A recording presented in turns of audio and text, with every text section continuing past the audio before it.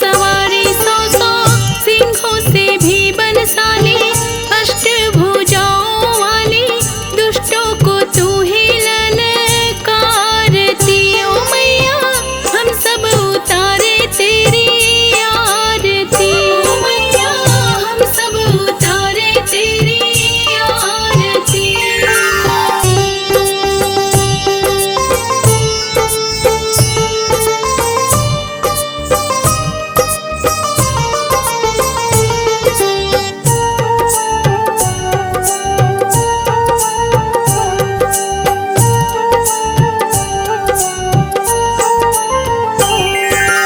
माँ बेटे का है इस जग में बड़ा ही निर्मल नाता, बड़ा ही निर्मल नाता। पूत कपूत सुने हैं पर ना माता सुनी कुमाता, माता सुनी कुमाता। माँ बेटे का है इस जग में बड़ा ही निर्मल नाता, बड़ा ही निर्मल नाता।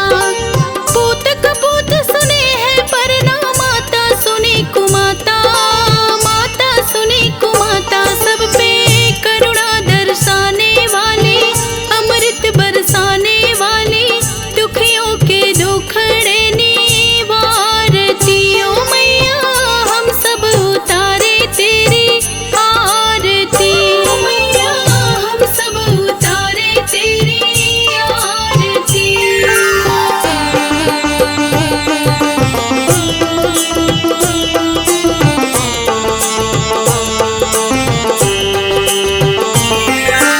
नहीं मांगते धन और दौलत, ना चांदी ना सोना, ना चांदी ना सोना।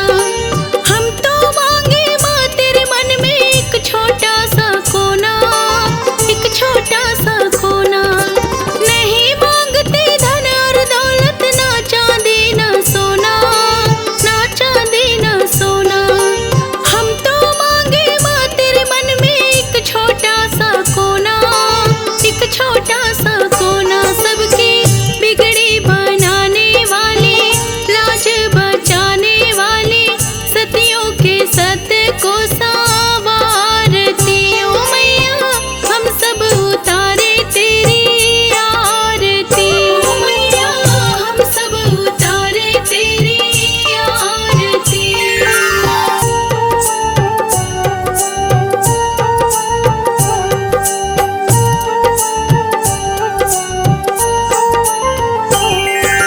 चरण शरण में खड़े तुम्हारी, ले पूजा की थाली, ले पूजा की थाली। वरद हस्त सर पर रख दो माँ, संकट हरने वाली, संकट हरने वाली। चरण शरण में खड़े तुम्हारी, ले पूजा की थाली, ले पूजा की थाली। वरद हस्त सर पर रख दो माँ, संकट हरने वाली, संकट हरने वाली। माँ भर दो भक्ति रस प्याली, अष्टभुजाओं वाली, दुखियों के दुखड़े निवारती। ओ मैया हम सब उतारे तेरी आरती। ओ मैया हम सब उतारे तेरी आरती।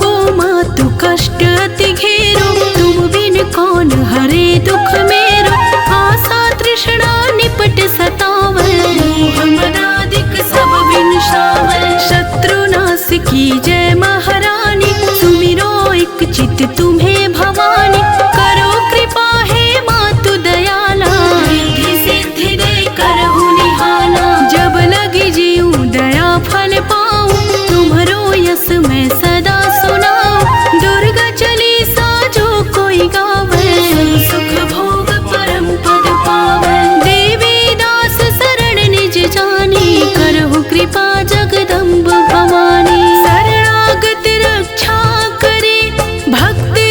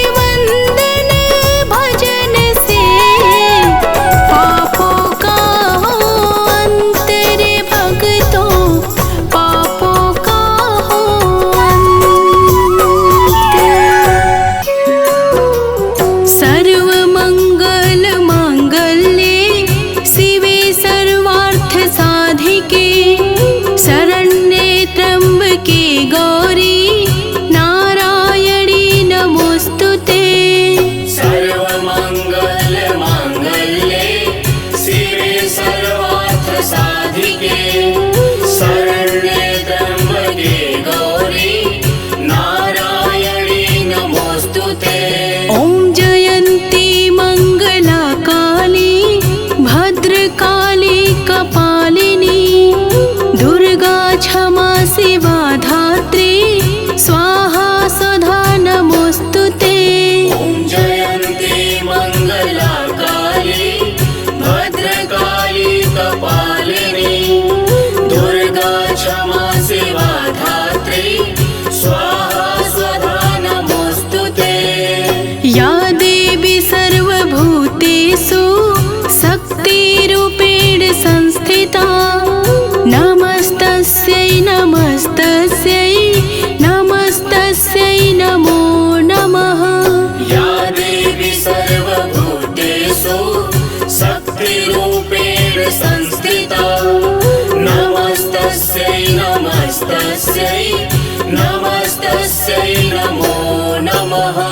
या देवी सर्वभूतेषु लक्ष्मीरूपेण संस्थिता नमस्तस्यै नमस्तस्यै नमस्तस्यै नमो नमः। या देवी सर्वभूतेषु लक्ष्मीरूपेण संस्थिता नमस्तस्यै नमस्तस्यै नमस्तस्यै नमो नमः। या देवी सर्वभूतेषु मातृरूपेण संस्थिता नमस्तस्यै नमस्तस्यै नमस्तस्यै नमो नमः।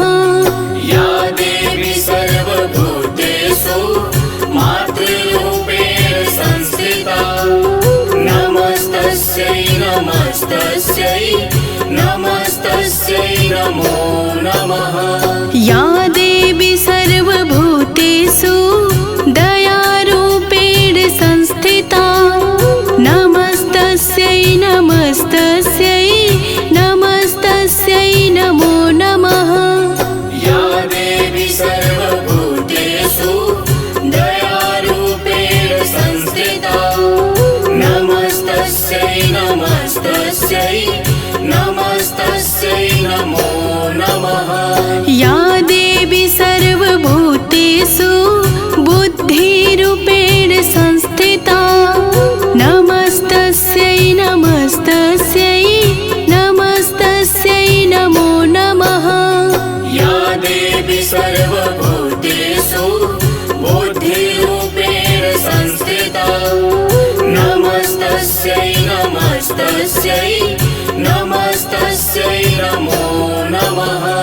या देवी सर्वभूतेषु शान्तिरूपेण संस्थिता नमस्तस्यै नमस्तस्यै नमस्तस्यै नमो नमः। या देवी सर्वभूतेषु शान्तिरूपेण संस्थिता नमस्तस्यै नमस्तस्यै नमस्तस्यै नमो नमः।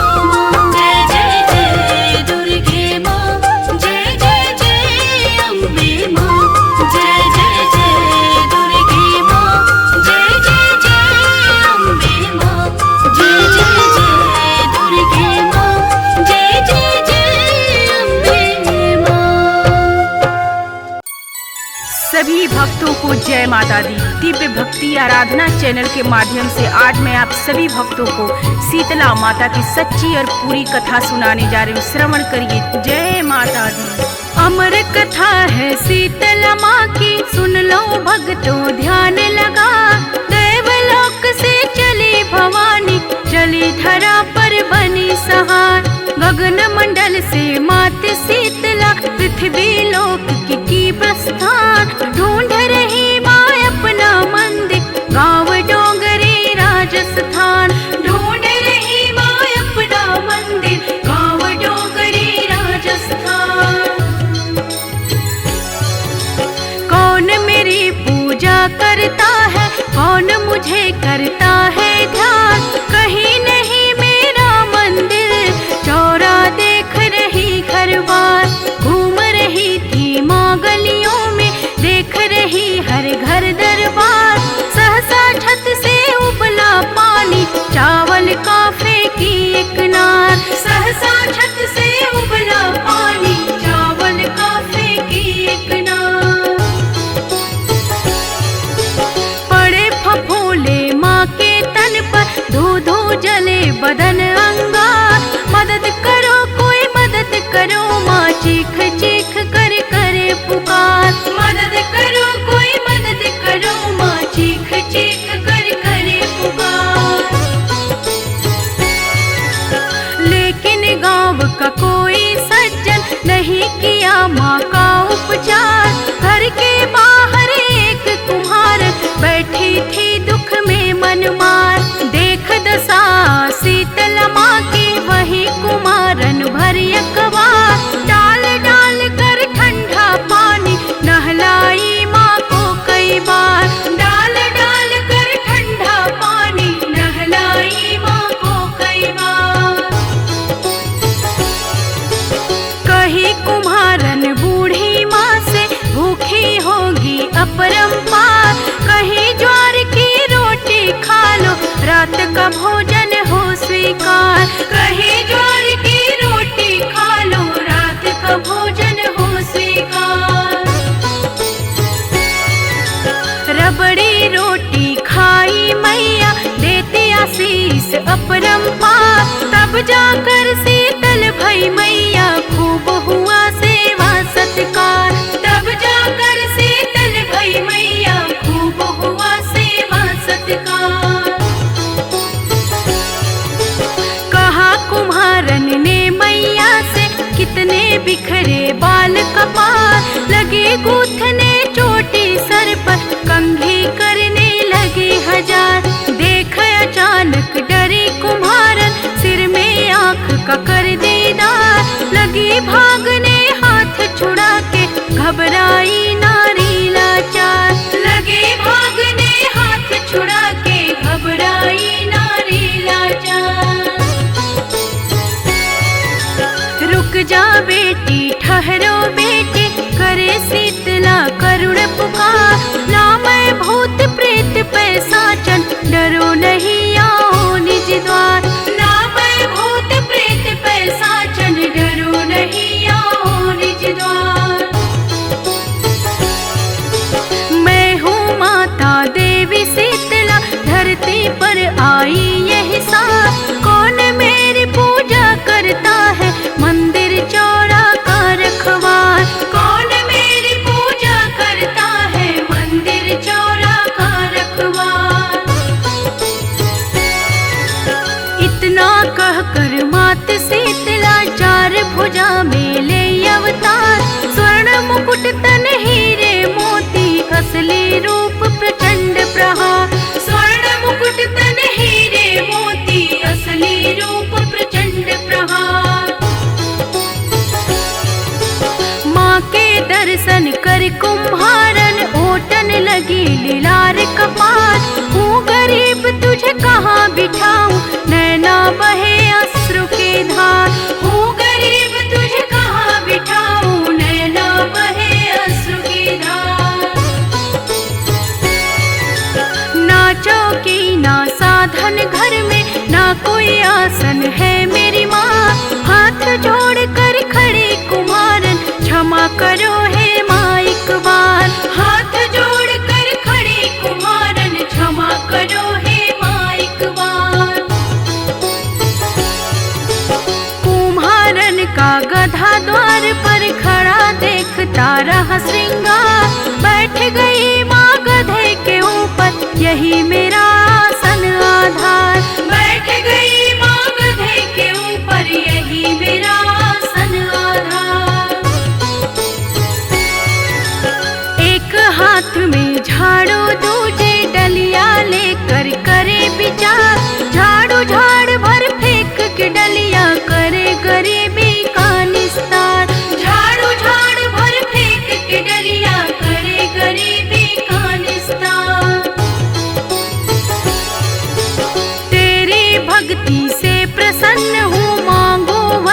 होई तुम खास। हाथ जोड़ कर कही कुमारन डुमरी गाँव में करो निवास।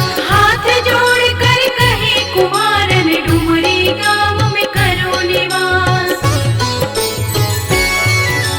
जैसे मेरी दीन दशा का मैया तूने किया निवास, इसी तरह इस गाँव लोक का कर दो मैया बेड़ा पार। इसी तरह इस गाँव लोक का कर दो मैया बेड़ा पार। होली बाद सप्तमी के दिन जो भी करे भक्ति सत्कार, दही वस्त्र ठंडा जल ढारे उसका होए स्वप्न साकार। दही वस्त्र ठंडा जल ढारे उसका होए स्वप्न साकार। नारी सुहागन सदा रहे वह गोद भरे अन्न धन भंडार। पुरुष चढ़ावे फूल नारियल सुखी रहे उसका परिवार। पुरुष चढ़ावे फूल नारियल सुखी रहे उसका परिवार।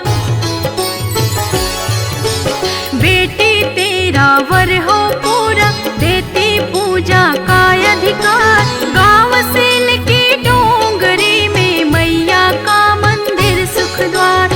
गाँव सेल की डोंगरी में मैया का मंदिर सुख द्वार।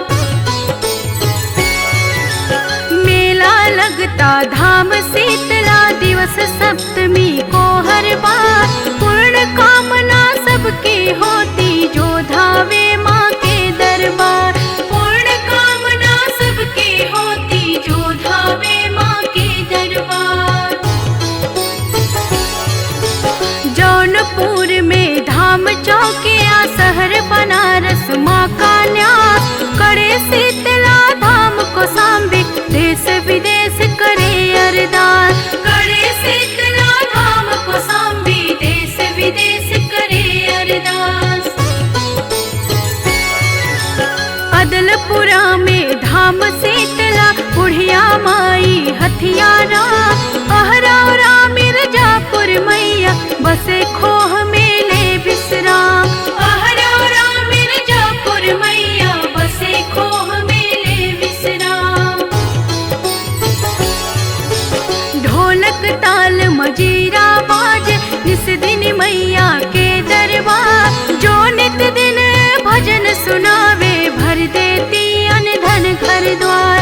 जो नित दिन ये भजन सुनावे भर देती अन्न धन घर द्वार। अमर कथा है शीतला माँ की सुन लो भक्तों ध्यान लगा। दैवलोक से चली भवानी चली धरा पर भई सहार। दैवलोक से चली भवानी चली धरा पर भई सहार। दैवलोक से चली भवानी चली धरा पर भई सहार। दैवलोक से चली भवानी चली धरा पर भई सहार। आ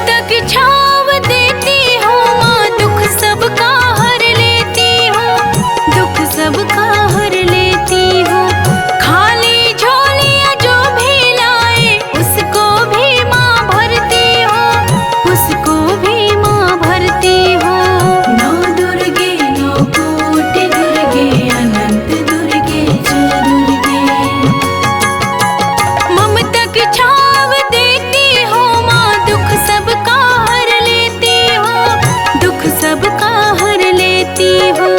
खाली झोलियाँ जो भी लाए उसको भी माँ भरती हूँ, उसको भी माँ भरती हूँ। भक्त उबारी कष्ट निवारिणी जय दुर्गे परिहारिणी। ओ जय अम्बे महारानी मैया जय दुर्गे माँ भवानी।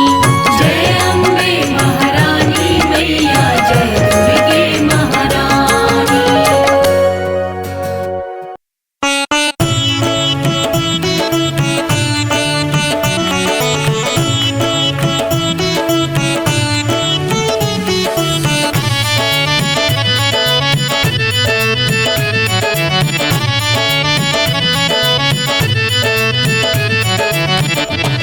लगन माँ से लगा बैठे जो होगा देखा जाएगा। लगन माँ से लगा बैठे जो होगा देखा जाएगा। जो होगा देखा जाएगा, जो होगा देखा जाएगा। जो होगा देखा जाएगा, जो होगा देखा जाएगा। जो होगा देखा जाएगा। तुम्हें अपना बना बैठे, तुम्हें अपना बना बैठे जो होगा देखा जाएगा। लगन माँ से लगा बैठे जो होगा देखा जाएगा।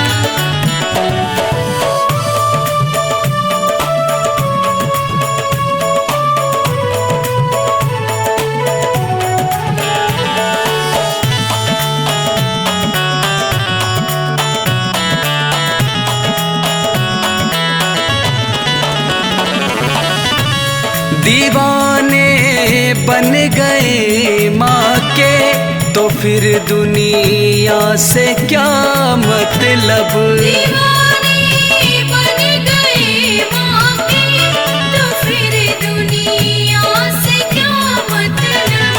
दीवाने बन गए माँ के तो फिर दुनिया से क्या मतलब। दीवाने बन गए माँ के तो फिर दुनिया से क्या मतलब। तो फिर दुनिया से क्या मतलब। तेरी गलियों में आ बैठे, तेरी गलियों में आ बैठे जो होगा देखा जाएगा। लगन माँ से लगा बैठे जो होगा देखा जाएगा।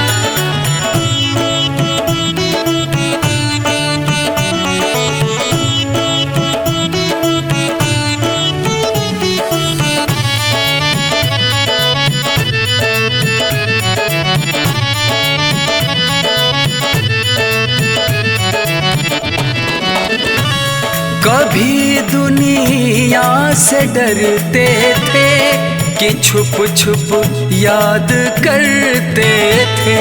कभी दुनिया से डरते थे कि छुप छुप याद करते थे।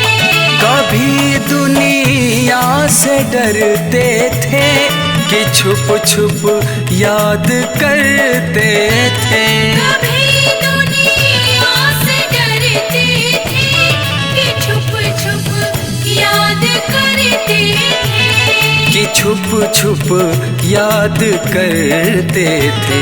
लो अब पर्दा हटा बैठे, लो अब पर्दा हटा बैठे जो होगा देखा जाएगा। लगन माँ से लगा बैठे जो होगा देखा जाएगा।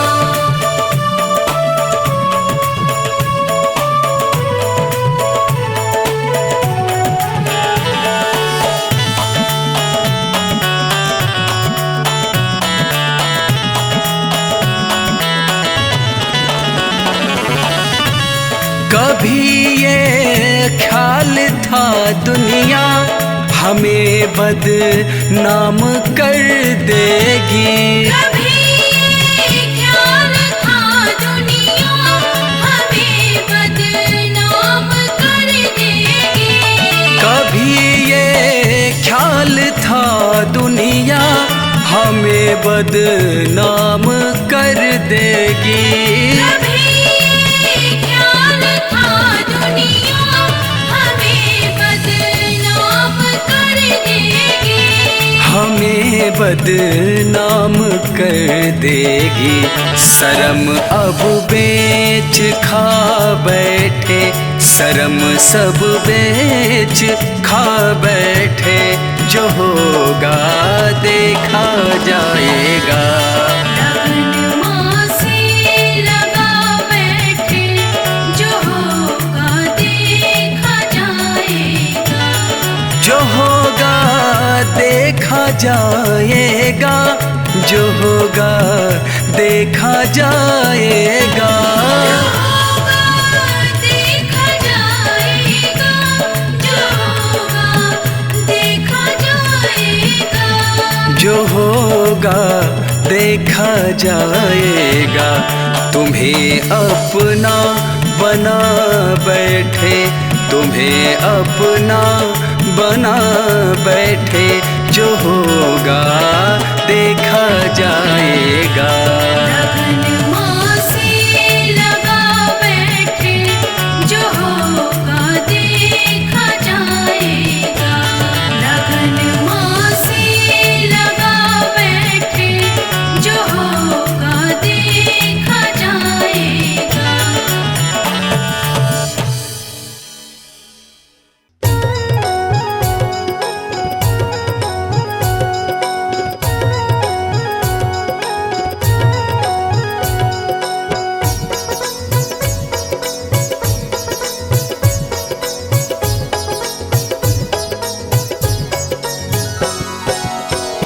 सभी भक्तों को जय माता दी।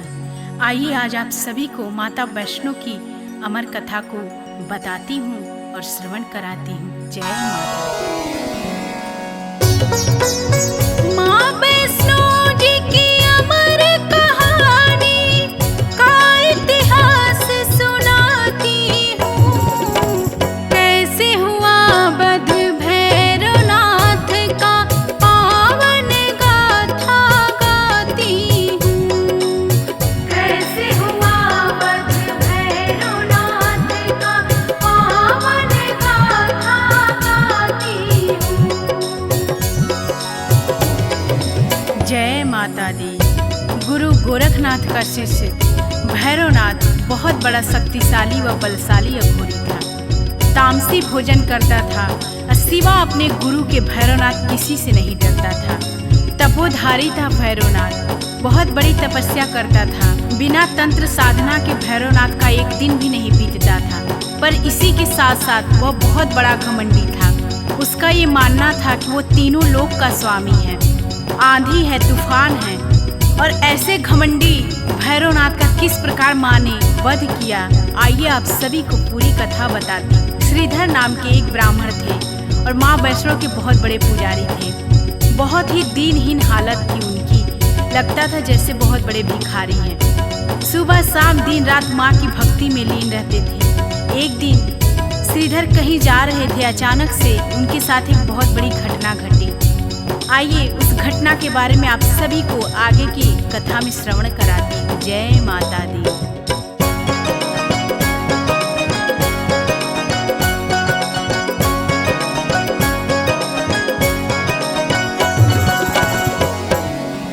श्रीधर ने जो कुछ भी देखा आपको वही दिखलाती हूँ। माँ वैष्णो जी की अमर कहानी का इतिहास सुनाती हूँ।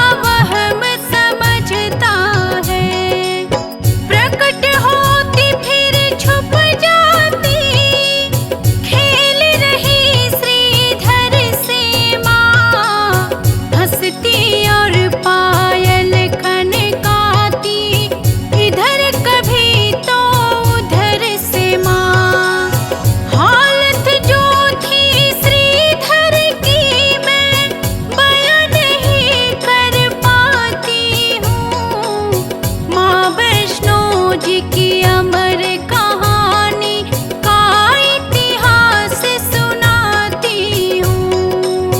माँ वैष्णो जी की अमर कहानी का इतिहास सुनाती हूँ।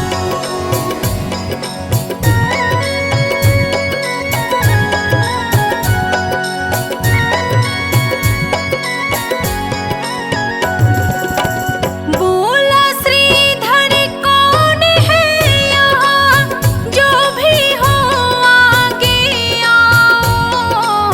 कृपा करके दर्शन दे दो मुझे और ना भरमाओ। झट से प्रकट हो गई माता पंडित श्रीधर के आगे। गौर से देखो माँ की महिमा, अब क्या होता है आगे। भक्ति और शक्ति का भक्तों सुंदर दृश्य दिखाती हूँ। माँ वैष्णो जी की अमर कहानी का इतिहास सुनाती हूँ। माँ वैष्णो जी की अमर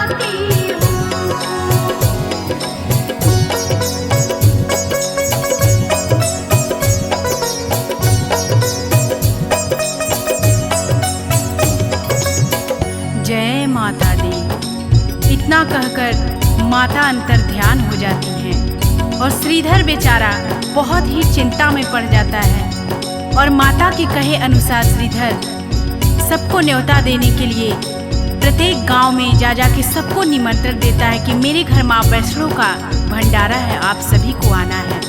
और माता के कहे अनुसार गोरखनाथ और उनके शिष्य भैरव को भी निमंत्रण देने के लिए श्रीधर उनके आश्रम में पहुंचता है।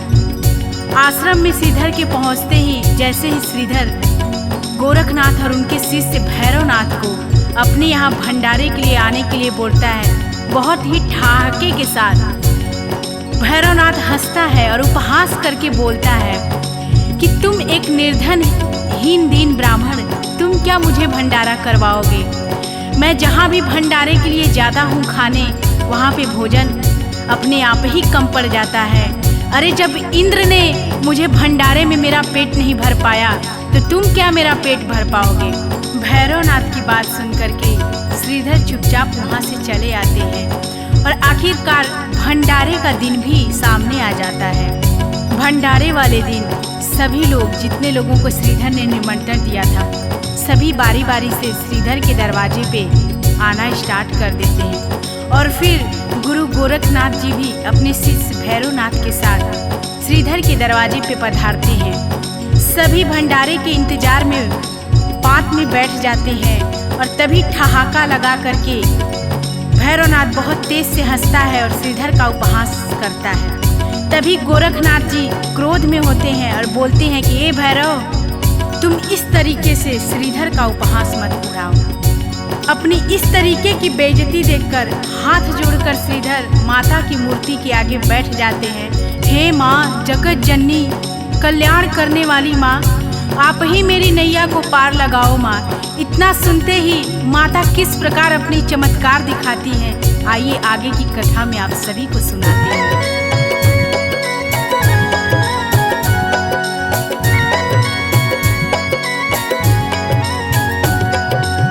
प्रकट हो गई कन्या रूप में, सुन के व्यथा जगत जननी, बोली हंस के माँ श्रीधर से, सूरत सही करो अपनी।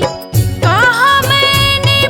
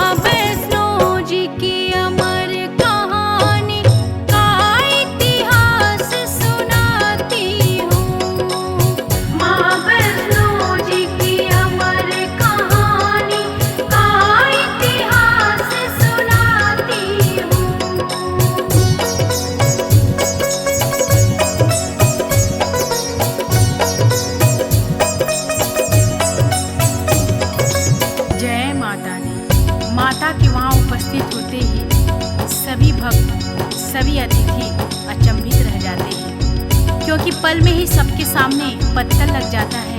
पत्तलों में 56 प्रकार के पकवान सज जाते हैं। सभी पेट भर करके हंसी खुशी आनंद होकर सभी पकवानों का आनंद उठाते हैं। लेकिन भैरवनाथ शंका में डूब जाता है कि आखिर कौन है ये इतनी तेज वाली अद्भुत सी कन्या जो कि इस गरीब निर्धन ब्राह्मण के घर में आकर के इतना बड़ा भंडारा करवा रही है। तभी गरज करके भैरवनाथ बोलता है कि हे कन्या, मैं मांस और मदिरा का भोजन करता हूँ।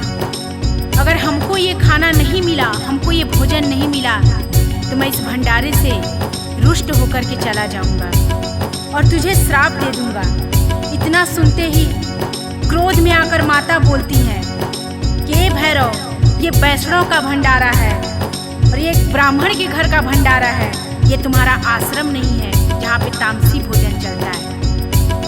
तो तुमको अगर खाना है तो खाओ, नहीं तो इसी तरह से वापस लौट जाओ। इतना कहकर ही माता अंतर ध्यान हो जाती हैं। आइए आगे की कथा में आपको श्रवण कराते हैं।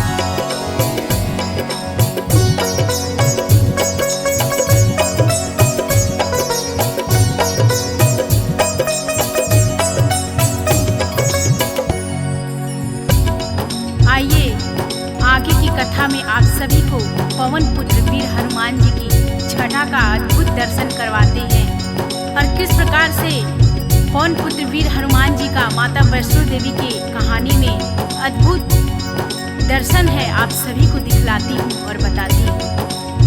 पर्वत की एक शिला पे वीर लांगुर हनुमान जी बैठे रहते हैं और माता के और भैरवनाथ के जो खेल चल रहा है उसको बहुत ही भली भांति जानते हैं और माता को पहचान जाते हैं वीर लांगुर हनुमान जी की माँ वैष्णो है। और जो ही माता उनके पास पहुँचती है वीर हनुमान जी के पास में नतमस्तक होकर के माता को प्रणाम करते हैं और बोलते हैं, हे जगत जननी जगदम्बा माँ, जो भी आज्ञा हो इस बालक के लिए सो आप कहिए। और देखिए आगे माता क्या बोलती हैं हनुमान जी से, बोलती हैं हे पवन पुत्र हनुमान सुनो, पीछे पीछे हमारे दुष्ट भैरवनाथ आ रहा है और मैं गुफा के अंदर प्रवेश करने जा रही हूँ। और जब तक मैं गुफा के बाहर ना आ जाऊँ तब तक तुम इस गुफा के द्वार की रखवाली करते रहना। इतना कह कर के माता गुफा के अंदर चली जाती है और पीछे पीछे पवन वेग से भैरवनाथ भी वहीं पे आ जाता है और गुफा के आगे पवन पुत्र का पहरा लगा रहता है। जैसे ही पवन पुत्र को भैरवनाथ देखता है बहुत ही क्रोध से बोलता है, ए बंदर हट तू, यहाँ से मुझे अंदर जाना है। हनुमान जी भैरव से बोले, कौन है तू दुष्ट, क्यों यहाँ आया है? लगता है तेरा काल खींच करके यहाँ लाया है। तुझे पता नहीं है कि तू यहाँ पे किस लिए आया है? तेरा आज अंत होगा। इतना सुनते ही क्रोध में भैरवनाथ बोलता है कि तू बंदर होकर के मुझे मारेगा। और आइए, बड़ा ही सुंदर वर्णन है माता की अद्भुत शक्तियों का और किस प्रकार से माँ ने भैरवनाथ का वध किया। आगे की कथा में आप सभी को श्रवण कराती हूँ।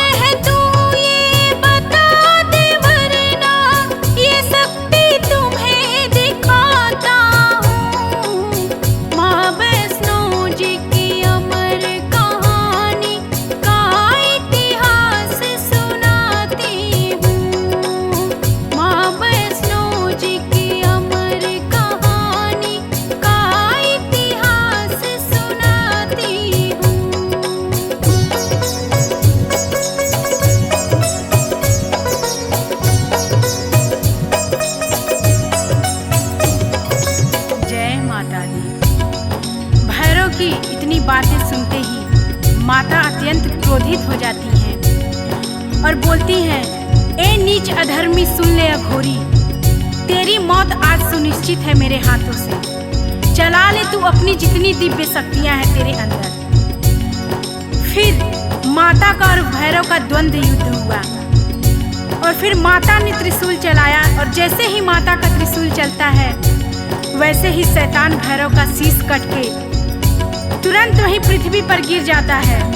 सर्वहीन धर जैसे ही पृथ्वी पर पड़ता है बोल रहा है, माँ क्षमा करो, दया करो माँ, हे जगत जननी माँ, मैंने आपको पहचानने में बहुत बड़ी भूल कर दी। मैं अहंकार में था, मैं आपको नहीं पहचान पाया माँ कि माँ आप वैष्णो माँ हैं। आप मुझे दंड दो माँ, उद्धार करो माँ, क्षमा करो माँ, और आइए आगे क्या होता है आप सभी को कथा में श्रवण करा दें।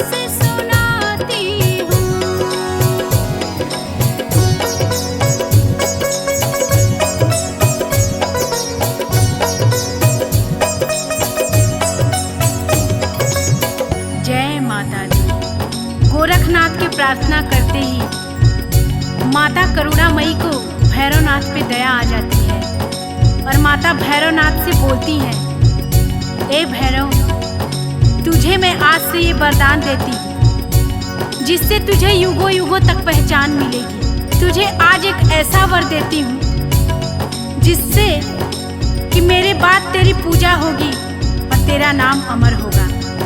और माँ ऐसा वरदान देती है कि अगर मेरे दर्शन करने के बाद जो तुम्हारा दर्शन नहीं करेगा उसकी यात्रा और उसका दर्शन अधूरा रह जाएगा। मेरा दर्शन करे या ना करे पर तेरा दर्शन जरूरी है।